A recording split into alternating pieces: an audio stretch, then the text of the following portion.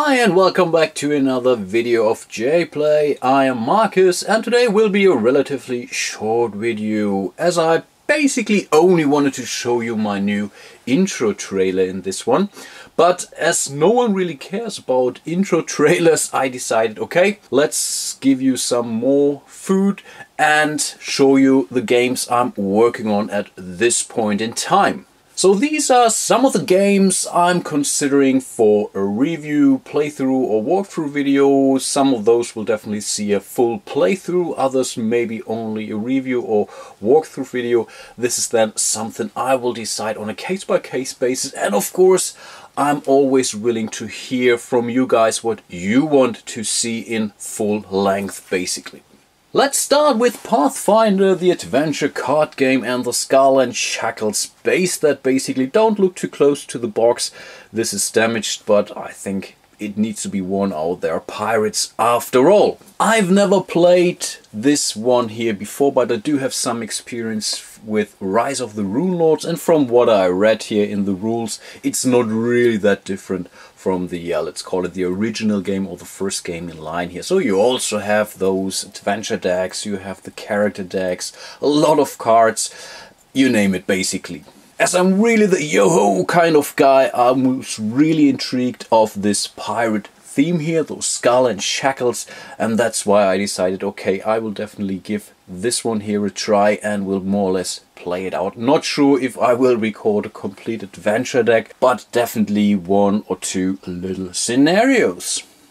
So I guess this will definitely be one of the games I will perform a full playthrough. Again, not a full adventure, and of course not through all the 6 adventures that are available for Skull and Shackles here. But this really makes sense. It's designed to play it solo. Of course, I will play it with at least 2 characters, I guess, and this is fine, and I will definitely enjoy this a lot. Let's stay in the world of Yo-Ho, and I guess this one is also a candidate for a full playthrough. It's Sword and Skull, basically a very lightweight, call it talisman clone. The guys from Avalon Hill might not like this, but basically that's it. The cool thing about Sword and Skull is it's really relatively fast-paced. You can easily play it in maybe an hour, really depending on the amount of players, and the theme, of course, it's pirate after all, so what can go wrong with this one? I really cannot recall where I got this from. Maybe I traded this through a math trade or a normal trade. I really cannot remember. It was on my shelves for quite some time, and when I found it again, basically I was pretty fun. I had it. It really shows some battle scars. It's quite aged, but yeah, I guess maybe this adds to the theme after all. What's really cool about this one is each player controls 2 different characters. So you have this officer here, so it's like an army kind of guy, or British Royal Navy, and you have this pirates. The minis are very cool, so very thick plastic and nicely done. The dice are also cool, so they look really like from an old pirate movie or whatnot. The rest of the components more or less reminds you of Talisman a little bit. So you have item cards, you have those fortune cards here, you have a deck of enemy cards. Okay, here you don't have one all-in-one adventure deck where you basically can find anything.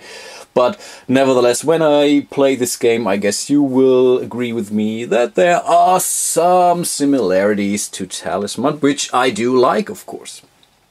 Away from deck building and Ameritrash into some very nice Euro-style game, De Vulgari Eloquentia. A game by Mario Papini here. And I have to confess, the first thing that intrigued me was this cool late Middle Ages artwork here. But what this game all about? It's basically settled in the late Middle Ages of Italy, and the fabric merchants had to come up with contracts that everyone could understand. So they had to find an alternative for Latin, which only were spoken by the elite apparently. So the scholars were more or less being ordered to look for this alternative and bring all the dialects together into one common language that each normal citizen of Italy would understand.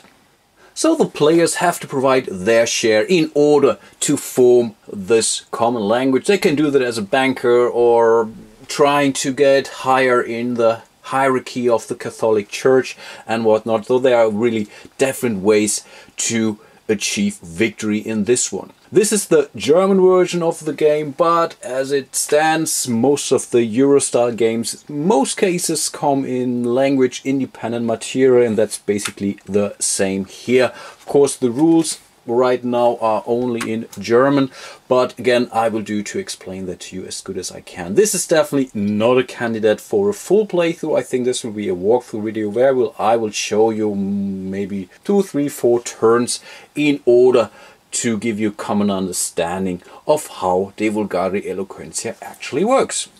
And last but not least for today, Homeland from Gale Force 9, another very cool game, of course based on the TV show.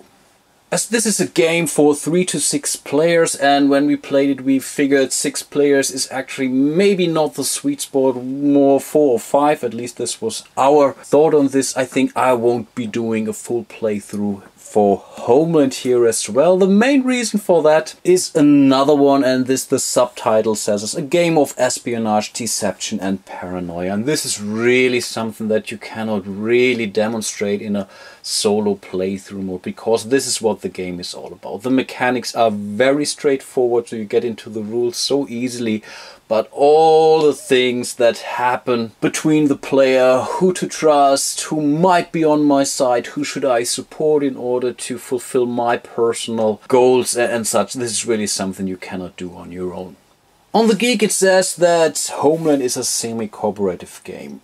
That's kind of true, but not entirely. So basically everyone is for himself. Of course you have a side for the loyal agents and maybe also the political opportunists who are on the same side against this terrorist mole, and just like Battlestar Galactica or Shadows over Camelot, all those agendas or those roles are hidden, of course, and in this one there's really no way to find that out. So there's no card in play which says look at the agenda card of another player. That's definitely not allowed, which is very cool, because really until the late end or when the game actually ends, no one can be actually absolutely sure who's on your side and who is not. Yeah, and these were all the games I wanted to show you, so something you can expect in the next weeks. I would say there might be 1 or 2 games that sneak between those.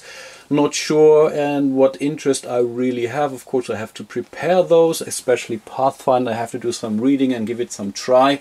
I think I will not do a learning session, or maybe I will. This is really something I might consider. Swords and Skull I think might be one of the first you will see.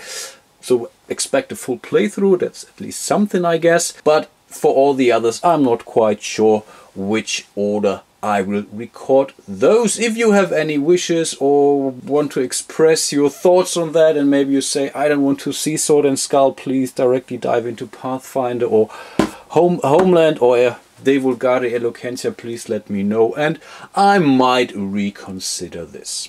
Hope to see you soon then in one of my next videos, and until then, bye bye.